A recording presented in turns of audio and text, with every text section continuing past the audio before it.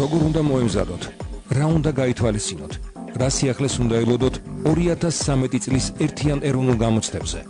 რადიო იმედის ეთერშია გადაცემა გამოცდები 2013 თეიკო ანჯაფარიძესთან ერთად. საინფორმაციო მხარდამჭერი გამოცდების ეროვნული ცენტრი. მოგესალმებით, დღეს სამშაბათია და გადაცემა გამოცდები 2013 პირდაპირ ეთერში იწყებს მუშაობას. 1 საათის განმავლობაში შევესწრებით მაქსიმალურად საჭირო და საინტერესო ინფორმაცია მოგაწოდოთ. შეგახსენებთ, რომ გადაცემის საინფორმაციო მხარდამჭერი გამოცდების ეროვნული ცენტრია. სტუდიაში თქვენთვის თეიკო ანჯაფარიძე მუშაობს. იპოვე შენი მომავალი. მოусმინე გადაცემას გამოცდები 2013 თეიკო ანჯაფარიძესთან ერთად. აბიტურიენტებმა უკვე იციან საკუთარი შედეგები, ხვალიდან გამოცდების ეროვნული ცენტრი იწყებს სააპელაციო განაცხადების მიღებას.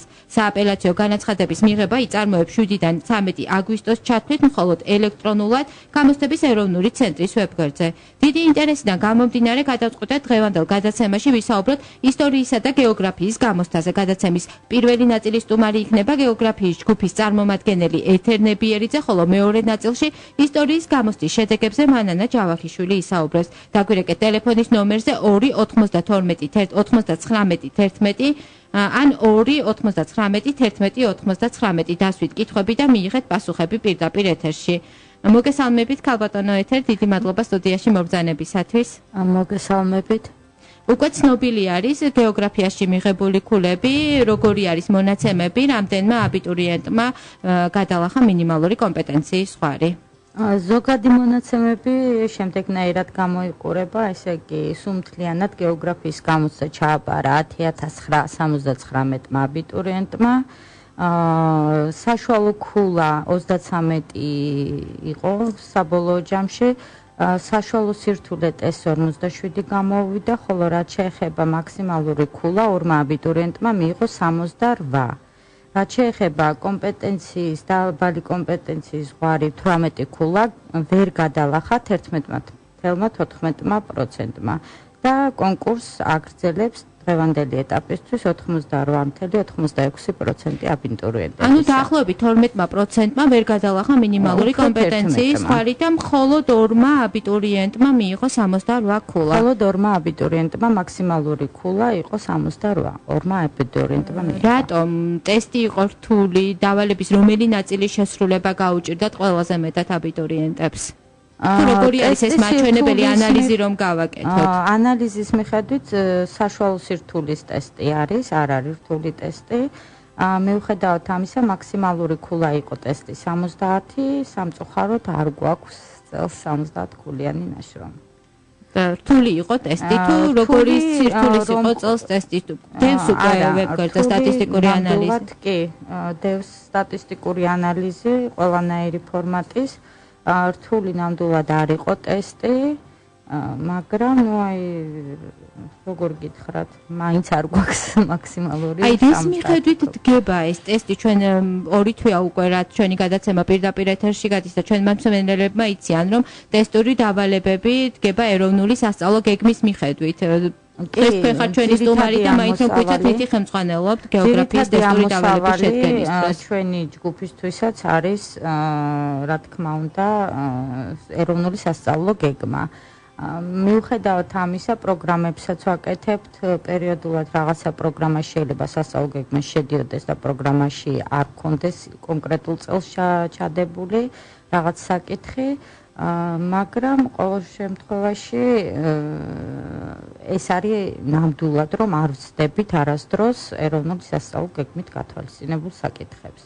მაინც რომელი დავალება იყო ყველაზე რთული აბიტურიენტებისათვის? რთული დავალება ესე კონკრეტულად რო გითხრათ, რომ კითხვა წავიკითხო, ესე მე მგონი არასწორი იქნება, მაგრამ მაინც თქვენი ანალიზის კონკრეტული აბიტურიენტის ნაწილისთვის შეიძლება ზოგიერთი იყო რთული, რომლის მეორე ნაწილისთვის იგივე კითხვა შეიძლება არ იყოს რთული საერთოდ. უბრალოდ ზოგადი სახე რომ მივცეთ ტესტს, გამოდის ესე რომ შემოსახაზი დახურული დავალებები, ანუ დავალებები რომელსაც 4 სავარაუდო პასუხი აქვს და უნდა მოხაზონ 1, ეს ზოგადად მარტივ დავალებებში გავიდა, ხოლო რაც შეეხება ღია დავალებებს, რომელშიც ჩასაწერი აქვს აბიტურიენტს თავისი კონკრეტული კითხვის პასუხი, აი ეს უფრო რთულ დავალებებში, მაგრამ ისეთი დავალება, რომ ვინმე საერთოდ არ გაეცე პასუხი, უბრალოდ ესეთი დავალება არ არსებობს. რუკაზე მუშაობაც იყო ტესტური დავალების ნაწილი, ეს იყო ჩვენი ასე რომ ვთქვათ, გეოგრაფიის შინაარსი ძირითადად მაინც ალბათ ყველა დავინთანხმება, რომ რუკაზე მუშაობას მოიცავს, ამიტომ დავალებაში არის რაღაცა წილი, პროცენტული წილი ჩადებული ტესტში უფრო სწორედ დავალებების, რომელიც აი სწორედ აი ამ რუკის, რომელსაც ჩვენ აბიტურიენტებს ურიგებთ გამოცდაზე, აი ამ რუკის გამოყენებით შეიძლება პასუხის გაცემა, რაღაც ნაწილს ეხმარება, რომ აზრი ჩამოიყალიბოს ეს რუკა კითხვების რაღაც ნაწილზე, ხოლო გარკვეული ნაწილია, რომ პირდაპირ პასუხს იძლევა კონკრეტულად ეს რუკები დავალებისთვის. ამიტომ მინიმალური კომპეტენციის ზღვარიც არის გათვლილი რაღაც დონეზე, რომ თუ აბიტურიენტმა რუკაზე მუშაობა იცის, მას 18 ქულის აღება არ უნდა გაუჭირდეს მოცემული ტესტისთვის. იციან ჩვენმა აბიტურიენტებმა რუკაზე მუშაობა? აი ეს მეტნაკლებად, მაინც ალბათ ეს 11% ჩაჭრილი ბავშვების რაოდენობის, რომელიც სხვა საგნებთან შედარებით უფრო დაბალი არის, ვფიქრობთ, რომ სწორედ აი ამ კონკრეტული დავალებებით არის გამოწვეული. რომ მათ მაინც მეტნაკლებად იციან რუკაზე მუშაობა. ხვალიდან იწყება უკვე აპელაციები. რა გაითვალისწინონ აბიტურიენტებმა სააპელაციო განაცხადის შევსების დროს? რას ურჩევთ, რა შემთხვევაში გაასაჩივრონ მათ მიღებული ქულა? ეს არის ალბათ ყველაზე დროული რჩევა, რომელიც მათ თქვენგან შეიძლება მიიღონ ამ ეტაპზე. ვურჩევთ რამდენიმე რამეს. ერთი პირველ რიგში, რომ დახურულ დავალებების გაპროტესტებას ნამდვილად არანაირი აზრი არ აქვს, რადგან ამას კომპიუტერი ასწორებს. გაიგულისხმება დახურულ დავალებებში, კიდევ ერთხელ განუმარტოთ, ალბათ იციან, მაგრამ კიდევ ერთხელ შემოსახაზის სწორი პასუხით, ანუ 4 სავარაუდო პასუხის დავალებები, რომელიც კომპიუტერით სწორდება და ნამდვილად არანაირი შეცდომა არ ყოფილა ტესტში, 1000 ჯერ გადამოწმა გახსნის შემდეგაც და ამიტომ ეს დავალებები არ გაპროტესტდება, აზრი არ აქვს ნამდვილად. რაც შეეხება არის ტესტში კიდევ შემდეგ რომ მივყვეთ, აი თქვათ, ახლა მე ტესტს ვუყურებ და ტესტში რომ მივყვეთ, შესაბამისობის დავალებები იყო მეორე ტიპი დავალებების. აქ გამსწორებლები ასწორებენ ამას და ნუ შესაძლებელია რომ სადღაც იყოს ლაფსუსი, შეიძლება არასწორად იყოს გასწორებული და კარგად დააკვირდნენ შეფასების სქემებს. ერთი მომენტი შეიძლება აი ამ დავალებაში აბიტურიენტის ვთქვათ კითხვის ნიშნით დადგეს, სწორად იყო თუ არა შეფასებული. მას როგორი ჩანაწერი აქვს, უბრალოდ შეიძლება თუ არ იკითხება მისი ციფრი ჩანაწერში, აი ეს შეიძლება იყოს იმის მიზეზი, რომ მან ის ქულა ვერ მიიღო, როგორც მას გონია, იმიტომ რომ თუ სამი ადამიანი ვერ კითხულობს ერთიანს და გონია რომ ეს ერთიანი 4-იანი ან რაღაც, აი ამ შემთხვევაში მას შეიძლება დაკლებული კონდეს ქულა, მაგრამ თუ ნამდვილად არ იკითხება, ჩვენ ვაფრთხილებთ ხოლმე ყოველთვის ჩვენი მეთვალყურეები, რომ თუ არ იკითხება ციფრი, ძალიან რთულია ახლა ვივარაუდოთ რა იფიქრა ამ შემთხვევაში აბიტურიენტმა. თუმცა მას აქვს შესაძლებლობა, რომ გააპროტესტოს, კარგად დაუკვირდეს შეფასების სქემას და გააპროტესტოს. იხელმძღვანელოს შეფასების სქემით იხელმძღვანელოს. იგივე შეიძლება რუკის ანალიზზე, რომელზეც კონტურულ რუკაზე კვადრატები იყო, ოთხკუთხედები უფრო სწორედ და ციფრები უნდა ჩაეწერა სწორი პასუხის შემთხვევაში. რაც შეეხება ღია დავალებებს, ღია დავალებები 33, 34 და 35 დავალებები, სამი დიდი დავალება იყო ღია. აბიტურიენტებს უნდა ჩანაწერები გაეკეთებიათ ამ დავალებებში და ამიტომ კარგად უნდა დარწმუნდნენ, შესაბამისი არის თუ არა ჩვენი დადებული სქემის უკვე გარდა იმისა, რომ ჩვენ პირველ ეტაპზე დავდეთ მეორე დღესვე, გამოცდის მეორე დღესვე ზოგადი სქემა, ეხლა უკვე დავამატეთ თითო პატარა სწორი ნიმუშის ვარიანტი. მაგრამ აი არ ჩათვალონ აბიტურიენტებმა, რომ სწორი ვარიანტი რადგანაც დავდეთ, ის არის ეტალონი და მხოლოდ ის დავალება ითვლება და არა სხვა, ვთქვათ, მაქსიმალურ ქულად შეფასდება. ეს არის ერთ-ერთი სწორი პასუხის ვარიანტები, რომელიც ჩვენ დავდეთ საიტზე, არის ერთ-ერთი ვარიანტი სწორი პასუხის და არ ნიშნავს რომ ერთადერთია, არ ნიშნავს ერთადერთი. ანუ ამათ უნდა ისარგებლონ ზოგადი სქემით თუ უბრალოდ რომ მათ წარმოდგენა ქონოდათ სწორი პასუხის ვარიანტი ზოგადი რო არ ყოფილიყო და ვთქვათ რა შეიძლება ყოფილიყო სწორი პასუხი. აი ამ ვარიანტით თუ ისინი არიან დარწმუნებული რომ მათი ნაშრომით კონკრეტული დავალება არ არის შეფასებული ადეკვატურად, მხოლოდ ამ შემთხვევაში გააპროტესტონ. სამწუხაროდ ახლა ისეთი უცნაური ფაქტი უნდა აღვნიშნო, რომ იყო შარშან და შარშანწინ შემთხვევები, როდესაც საერთოდ ცარიელი ფურცელი იყო გაპროტესტებული. ჩვენი აზრით რო დავფიქრდით, ალბათ მათ შავ ნაშრომში ჰქონდათ რაღაც დაწერილი, მაგრამ ესეც არ პროტესტდება, იმიტომ რომ შავი ნაშრომები, რომელიც არის თვითონ ტესტი, გამოცდის პერიოდში ის არ სწორდება. ქალბატონო, სატელეფონო ზარი არის, მოусმინოთ ჩვენს მენელს და შემდეგ გავაგზავნოთ უკვე საუბარი. დიახ, გისმენთ. პირდაპირ ეთერში ხარ. დამაკლდა ერთი ქულა და მაინტერესებს როგორ მოვიქცე, რა შეიძლება რომ გავაკეთო. ერთი ქულა, აი შეგიძლია კარგად გადახედო ტესტი, ალბათ დახურებულიან დავალებების გაპროტესტებას აზრი არ აქვს. თუ სადმე რომელიმე ღია დავალებაში ფიქრობთ, რომ ქულა გაქვთ დაკლებული, მაშინ შეიძლება რომ კონკრეტულად ის დავალება გააპროტესტოს. მთელი ტესტის გაპროტესტებას აზრი მაინც არ აქვს. ანუ კონკრეტულად ვაპროტესტებთ კონკრეტულ დავალებას, კონკრეტულ დავალებებს, კი. ჩვენი დრო იწურება და ძალიან მოკლედ რომ გვიპასუხოთ, 11000-მდე აბიტურიენტი დარეგისტრირდა წელს გეოგრაფიის გამოცდისათვის. როგორ ფიქრობთ, რამ გამოიწვია ასეთი ინტერესი ამ საგნის მიმართ?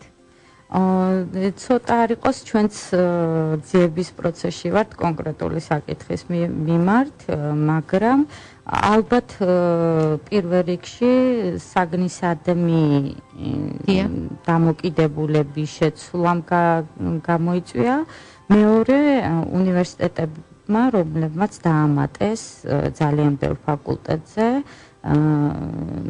აბიტურიენტების მიღების შესაძლებლობა ამ საგნის. ძალიან დიდი მადლობა. გადაცემაში ახლა რეკლამის დროა. რეკლამის დასრულების შემდეგ ჩვენ სტუმართან ერთად დავბრუნდებით პირდაპირ ეთერში. გადაცემის მეორე ნაწილში ისტორიის გამოცდაზე ვისაუბრებთ. დაგვირეკეთ ტელეფონის ნომერზე 2921188 ან 2921199. დასვით კითხვები და მიიღეთ პასუხები პირდაპირ ეთერში.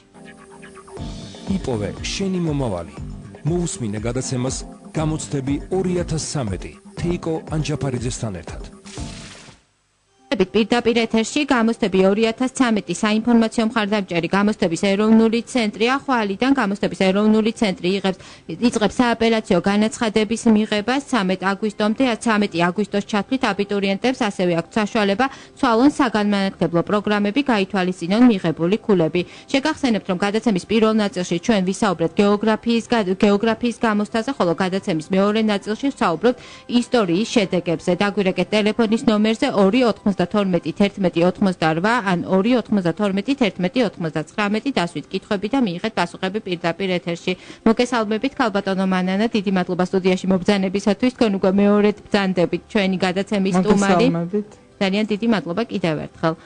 როგორც რამდენიმე გადაცემის წინ აღვნიშნეთ, ისტორია ყველაზე მეტმა აბიტურიენტმა აირჩია და როგორია სტატისტიკური ანალიზი, ანუ რამდენმა აბიტურიენტმა ვერ გადალახა მინიმალური კომპეტენციის ღვალი, რამდენმა მიიღო უმაღლესი ქულა და როგორ შეაფასებდით საერთოდ მიღებულ შედეგს.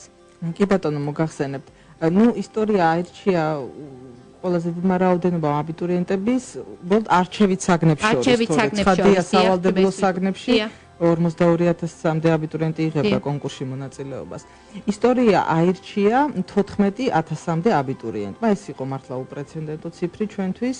ჩვენ 2006 წლიდან ვატარებთ საერთოდ საზოგადოებრივ მეცნიერებებში ტესტირებას, ისტორია და გეოგრაფია თავიდან ერთად იყო და 2010 წლიდან ისტორია არის დამოუკიდებელი ტესტი. და ამ ასეთი ციფრი ჩვენ არასდროს არ გქონია.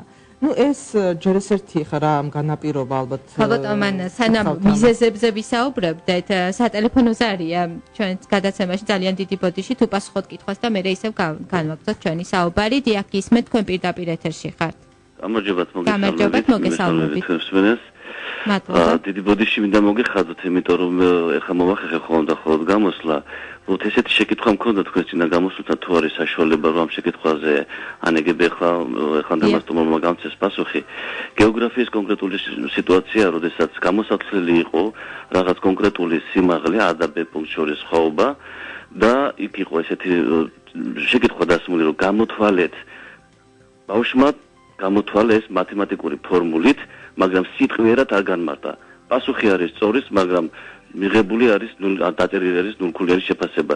თუ შეგიძლიათ კომენტირება გავუკეთოთ ამ საკითხს.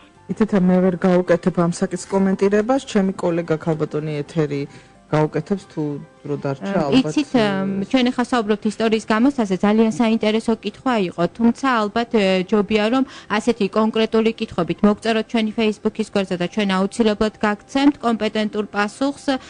გარდა ამისა, თუ თქვენ არ ეთანხმებით შეფასებას, აუცილებლად უნდა გამოიყენოთ აპელაცია ეს საშუალება და აუცილებლად უნდა გაასაჩივროთ მიღებული ქულა ამ კონკრეტულ დავალებაში. ეს იქნება ჩვენი რჩევა და დიდი მადლობა კიდევ ერთხელ რომ დარეკეთ და უსმენთ ჩვენს გადაცემას. ქალბატონ მანანა ჩვენ გავაგრძელოთ და შეეხება ისტორიის გამოცდას, ჩვენ საუბრობთ რომ 2006 წლიდან ტარდება და ასეთი რაოდენობა აბიტურიენტს არ ყოლია. ნუ რა თქმა უნდა, პირველი მიზეზი ისაა რომ ზოგადად წელს ყველაზე მეტი რაოდენობის აბიტურიენტი აბარებს, ხო? და შესაბამისად აქაც გაიზარდა პროცენტული წილი. მეორე ის რომ ძალიან ბევრმა პროგრამამ დაამატა, აი როგორც ქალბატონმა ეთერმა მოგახსენათ, აი ამ მსგავსი რამ იყო ისტორიის შემთხვევაშიც. და აი ეს ყველა ამიზეზმა ერთად განაპირობა ამდენი რაოდენობა. ორი ვარიანტი ჰქონდა, ტესტის ორი ვარიანტი, დიდი ხანია უკვე ორ ვარიანტს ვადგენთ, რამდენადაც ბევრი აბიტურიენტი გვყავს. სტატისტიკური, ანალიზი ასეთია, შედეგები ასეთია. მონაწილეობდა 13990 აბიტურიენტი ზუსტად. აქედან ესე იგი 20% ჩაიჭრა, ანუ 20%-მა ვერ გადალახა მინიმალური კომპეტენციის სხვა. 20% ჟღერს რომ მასშტაბი არის მასშტაბურად ჟღერს, მაღალია პრინციპში. შარშან მე მახსოვს რომ სადღაც 12% იყო, აიწია. არ ვიცი რა არის ამის მიზეზი, ალბათ ზოგადად ჩვენი აბიტურიენტების შედეგები დაბალი მომზადების დონე, ასე ვიტყოდი, იმიტომ რომ ტესტი არ იყო რთული. საშუალო სირთულე.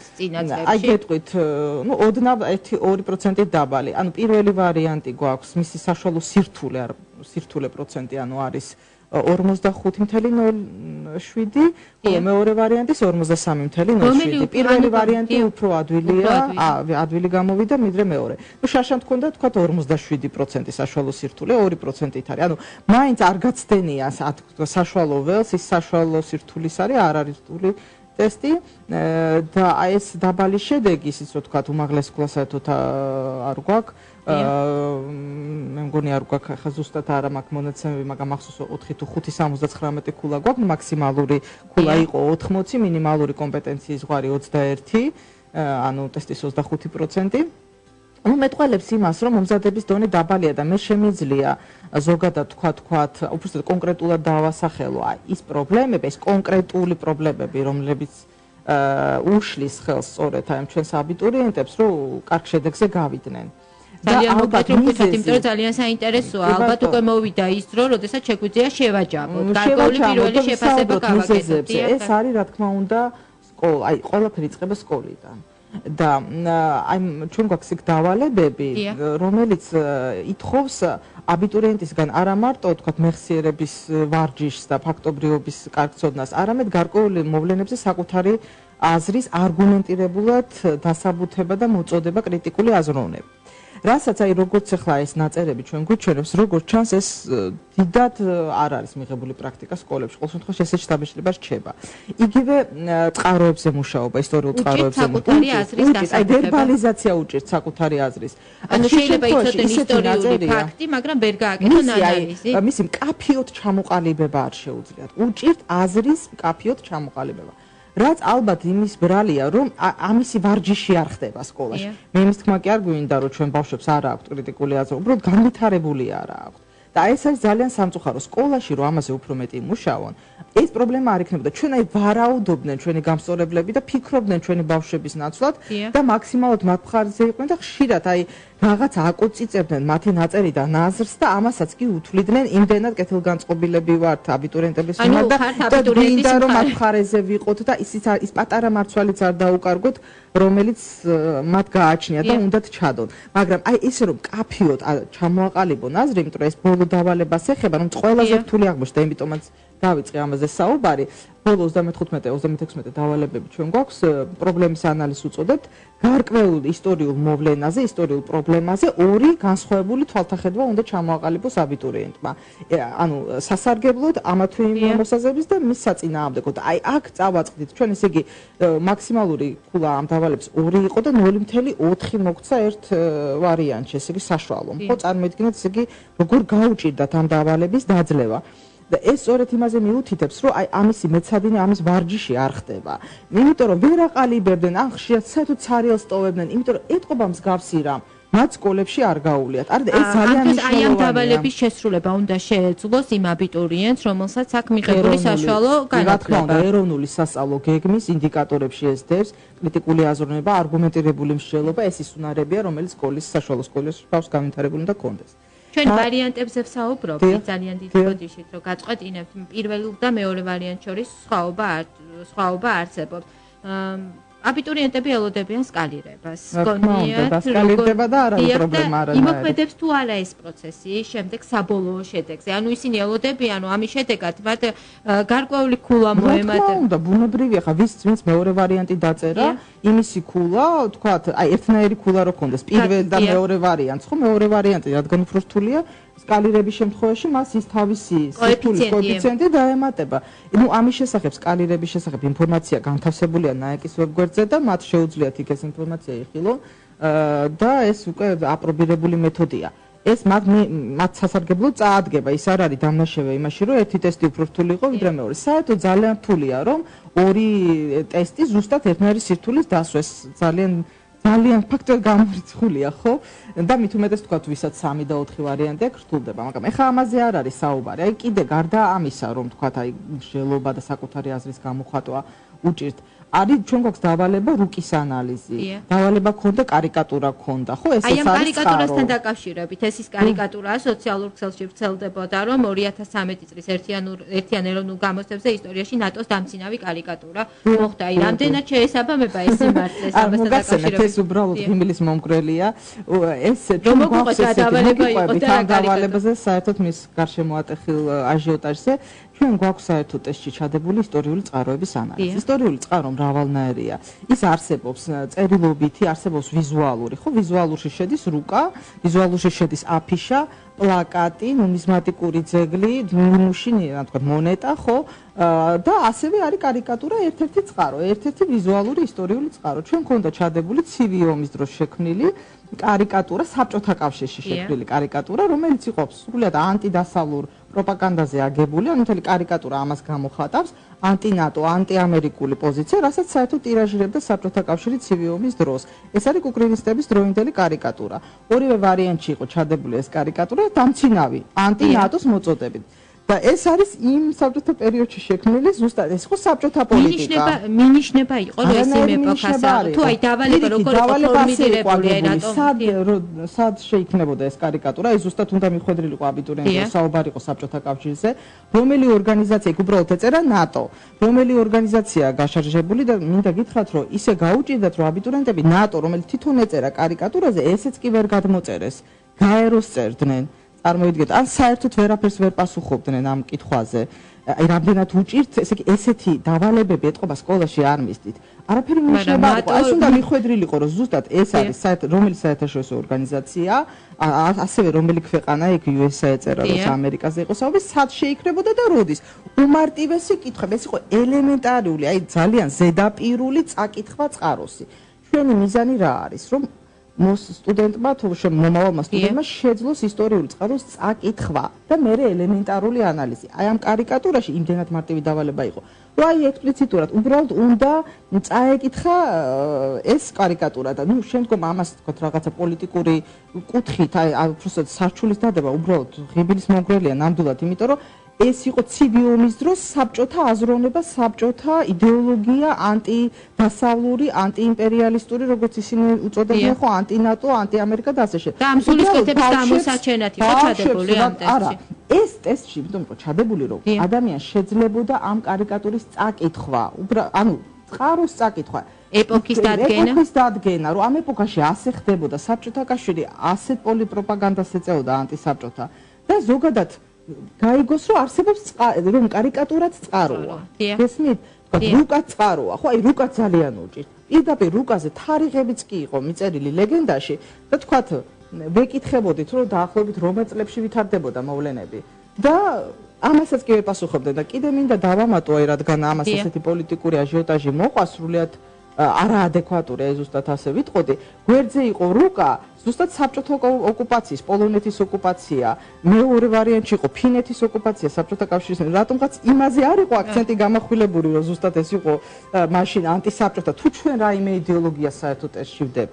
რა თქმა უნდა არ ვდებთ, ჩვენ ძალიან შორსა ვართ შეფასებით მომენტისაგან. ეს არის უბრალოდ ტესტი, რომელშიც ჩადებულია სხვადასხვა ეპოქები. მაგრამ მე მგონი საგულისხმო უფრო ის იყო, რომ აბიტურიენტებმა არ იცოდნენ ნატოს შესახებ ინფორმაციას არ ფლობდნენ და მე მგონი სანერვიულო უფრო ის ფაქტი არის ვიდრე ის რომ არასწორად იყო გაგებული. აი ყოფა არიცი და ეპოქას ვერ ხვდები და თან ეს იმდენად მარტივი იყო და იმდენად ზოგი ზუსტად სოციალურ ქსელებში წერდა რომ მე ვერ წარმომიდგენია რომ არსებობს ისეთი აბიტურიენტი რომელიც ამას ვერ მიხვდეს და ვერ გასცეს აი ამ ელემენტარულ კითხვებს პასუხი. უბრალოდ მე მინდა ისი თქმა რომ წყაროზე მუშაობა, ისტორიულ წყაროზე მუშაობა როგორ ჩანს სკოლებში არ მიმდინარეობს. და ეს წყარო მარტო წერილობითი არ არის. ისტორია არ არის მხოლოდ თარიღების ცოდნა. თარიღების გროვა არ არის. ისტორია არის სწორედ მიზეზშედეგობრიობის დაჭერა, აზროვნება და ანალიზია, სხვადასხვა მოვლენების ურთიერთმიმართების დადგენა. ძალიან რთული მეცნიერებაა. თუ ზოგს გონია რომ ეს არის მხოლოდ თარიღების ან რაღაცა მოვლენების ან ისტორიული პირების სახელების დასუთხვა, ძალიან ცდება. ისტორია ძალიან ესეთი რთული და ღრმა მეცნიერებაა. და აი ისტორიული წყარო, რომელიც ყველა ვარიანტში არის ძალიან სუბიექტური. წყარო იმის არის, რომ ის არის სუბიექტური, მას ყავს ერთი ავტორი, ან ავტორთა ჯგუფი, რომელსაც თავის სუბიექტური აზრი გააჩნია, ამიტომ ობიექტური წყარო დღევანდელ ისტორიოგრაფიაში არც განიხილება. უბრალოდ ჩვენ უნდა შეგვეძლოს აი ამ ისტორიული წყაროდან აზრის გამოტანა და შემდგომ პატარა ანალიზის გაკეთება. ან თქვათ იმ წყაროში მოცემული ამბის ისტორიულ კონტექსტში გადასმა. რაც უნდა შეეძლოს იმ აბიტურიენტს, ვისაც აქვს პრეტენზია რომ გახდეს სტუდენტი. ან ხო, რა თქმა უნდა, აქვს და ვისაც უსწავლია ისტორია. აქედან გამოდის, რომ ჩვენ მივდივართ იმ დასკვნად, რომ სამწუხაროდ ისტორიის მასწავლებლები ძირითადად ეტყობა ფაქტობრიობას, ამეც ასწავლიან ამ ბავშვებს, აი სააზროვნო უნარებს არ უვითარებენ. აი წყაროებზე არ ამუშავებენ. ალბათ ამაზე უნდა შედგეს შემდეგ დისკუსია, ალბათ უნდა გაიმართოს რგვალი მაგიდა, სადაც თქვენს მასწავლებლები, ყველა დაინტერესებული პირი, ვინც უშუალოდ ამზადებს გამოთვლას, ვისაც ეხება, ალბათ ეს უნდა გახდეს და მუშაობა სერიოზულად, აი რუკებზე, ისტორიულ წყაროებზე უნდა გახდეს მსჯელობის საგანი. ასპარეზია, სწორედ აი უფრო მაღალი სააზროვნო უნარების განვითარება. ჩვენი დრო სამწუხაროდ იწურება და აი კითხვა, რომელიც ყველაზე მეტად ამ ეტაპზე აინტერესებთ აბიტურიენტებს, რას ურჩევთ აბიტურიენტებს, რამ შემთხვევაში გამოიყენონ გასაჩივრების უფლება და შესაძლებლობა. აი მე თუ მაგ დრო ვიტყვი აუცილებლად. აი აპელაცია ძალიან მნიშვნელოვანია მესმის იმ აბიტურიენტისთვის, რომელიც თვლის რომ მას დააკლეს ქულები, მისთვის ეს მნიშვნელოვანია. პირველ რიგში აი ჩვენ გვაქვს ეგეთი შემთხვევები, რომ აბიტურიენტი აპროტესტებს იმ დავალებას, რომელშიც თქვა მაქსიმალური ქულა უწერე, ხო არის საოცრება. მაგრამ არის ასეთ შემთხვევები. ან აპროტესტებს დავალებას, რომელიც საერთოდ სარიელი აქვს. ესეც ხო შეუძლია. ანუ ძალიან კარგად ნახონ ის შეფასების სქემა, ანუ სწორი პასუხები, რომელიც ჩვენ განვათავსებთ ვებგვერდზე, შეადარონ ამ პასუხებს თავიანთი ნაწერი, თუ ხედავენ, რომ მათი ნაწერი სრულ თანხვედრაშია შეფასების სქემასთან და მათ რაღაც სამართლიანად დააკლეს ქულა, მხოლოდ ამ შემთხვევაში გააპროტესტონ. შეიძლება მოემატოს ქულა და შეიძლება ასევე დააკლდეს. თუ თქვათ, კომისიამ გადაწყვიტა, რომ მისთვის მიცემული ის ქულა კონკრეტულ დავალებაში არასწორად იყო მიცემული, კომისია შეუძლია ის ქულა ჩამოაკლოს. ამიტომ იყვნენ ძალიან ყურადღებიანი. ძალიან ფრთხილად იყვნენ. მხოლოდ იმ შემთხვევაში გააპროტესტონ, თუ მართლა რეალურად მიაჩნიათ, რომ მათი პასუხი სულ შესაბამისობაშია შეფასების სქემასთან. აი ამ შემთხვევაში და არ გააპროტესტონ მთელი ტესტი თავიდან ბოლომდე. იქ ნაწილია, რომელსაც მანქანასწორებს საერთოდ და ის აზრი არ აქვს. უბრალოდ აი კონკრეტული ახლა ელექტრონულად მოხდება ეს აპელაცია, ძალიან მოქნილი სისტემა და კონკრეტულად ის დავალება გააპროტესტონ, რომელზეც აი ყველაზე მეტად რომ თვლიან, რომ აქ მათ რაღაცა ძალიან დიდი მადლობა სასარგებლო რჩევებისათვის, ძალიან დიდი მადლობა ჩემს მსმენელებს და სამშაბათამდე გემშვიდობებით გისურვებთ წარმატებას. იპოვე შენი მომავალი. მოусმინე გადაცემას გამოცდები 2013 თეიკო ანჯაფარიძესთან ერთად.